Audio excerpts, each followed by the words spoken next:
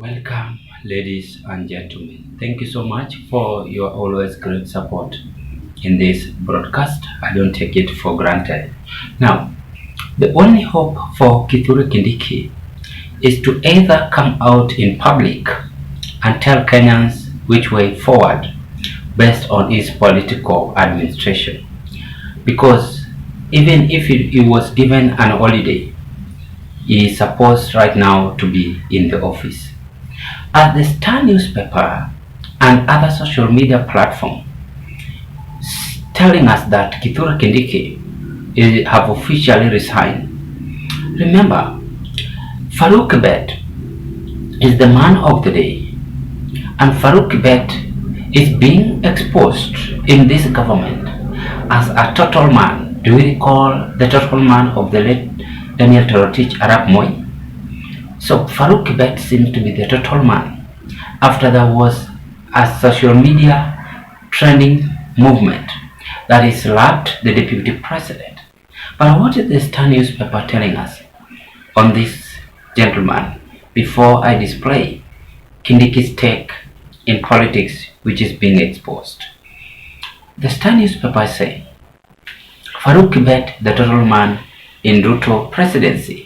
Had not even seen this actually. I was just thinking of this. I thought I was speaking the same. The former Warren councillor undoubtedly wields immense power in the new administration.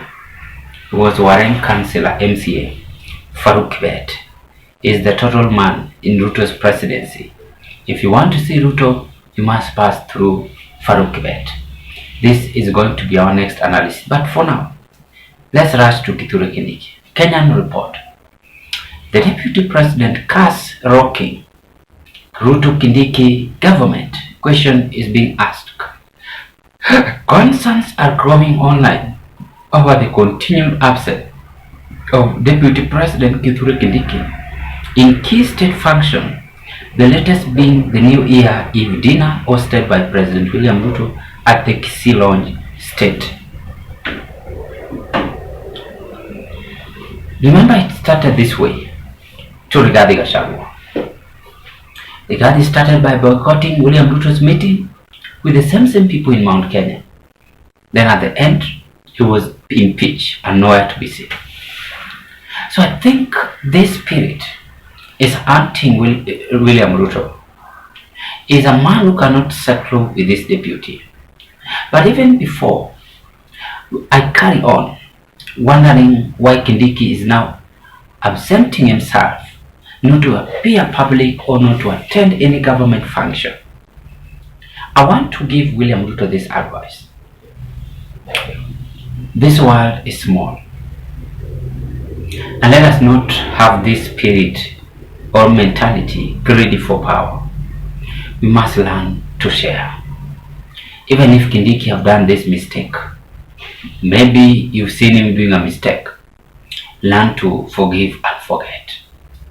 So on our political today's analysis, we want to find out why do you think there is hot crisis emerging between Kindiki and Farouk Kibet, making Kindiki not to appear in public.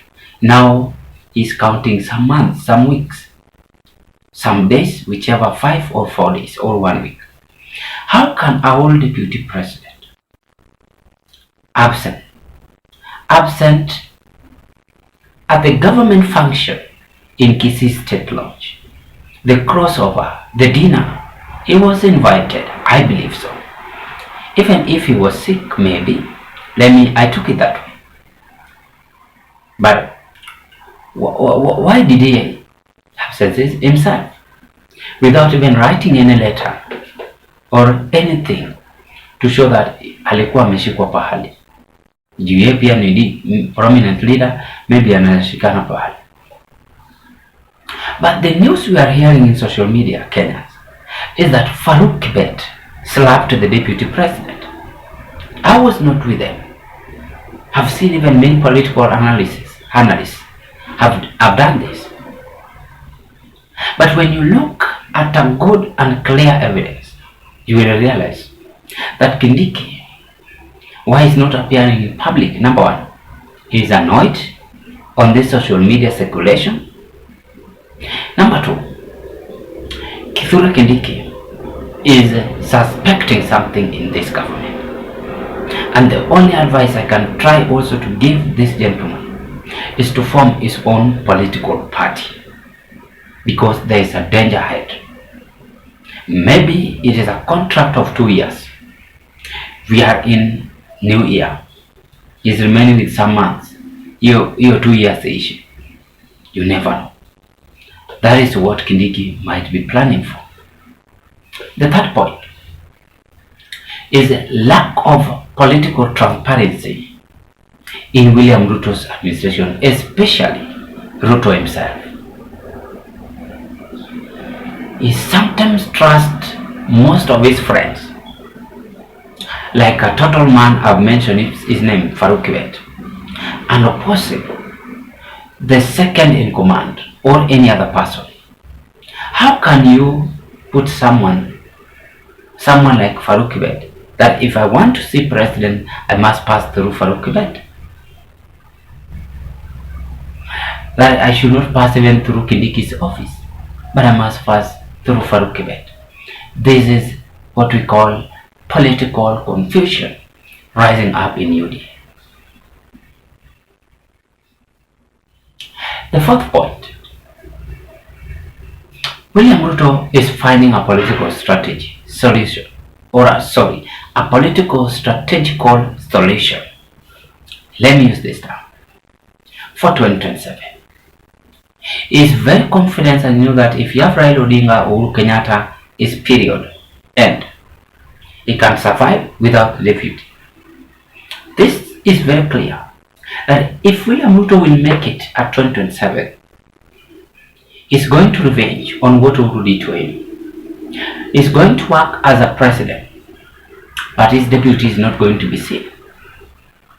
This is very clear.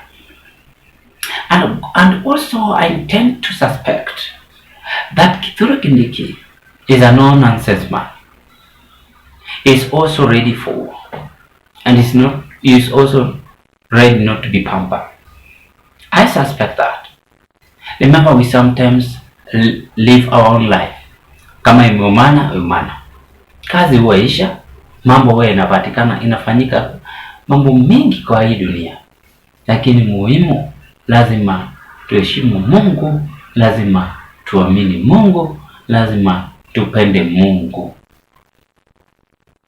Iposa sisi sote tuaishi katika dunia hii. So I think that is why Kindiki is finding himself to resign. And lastly, UDA is getting weak. It is getting weak.